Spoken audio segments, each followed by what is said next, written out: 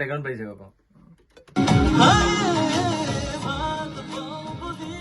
ভাল পাওঁ বুলি কবানে এটা নতুন গান আৰু গানটো আচলতে খুব এটা মৰমৰ গান বহুত কষ্ট কৰিছো আমি আচলতে গানটোৰ কাৰণে এটা হেঁপাহৰ গান ভিগুৰ কণ্ঠত ৰাজতিলক থিয়েটাৰত নীলা চকুৰ গান নাটকখনত আহি আছে আৰু এটা সাংঘাতিক ধুনীয়া ৰোমেণ্টিক গান আৰু ভিগুৱে প্ৰাণ ঢালি গাইছে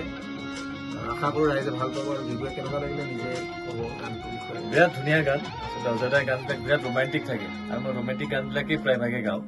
আৰু একদম জাগাত পৰিছে গানটো মই ভাল পাইছো গাই আৰু খুব টাফ হয় গানটো শুনোতে বৰ বিশেষ টাফ যেন লগা নাছিল কিন্তু যিমানে গাই গৈ আছো সিমানে বেছি টাফ ফিল হৈ আছে চ' লুকিং ফৰৱাৰ্ড যাতে ৰাজতিলক থিয়েটাৰৰ এই গীতটি ৰাইজৰ মাজত সমাদৃত হয় আমি তাকে কামনা কৰিছো অজয়দা for making me a part of this beautiful song welcome ভিগু আৰু ৰাগ আৰু আমাৰ শ্যামন্তিকা দুই এটা ৰোমেণ্টিক জুটি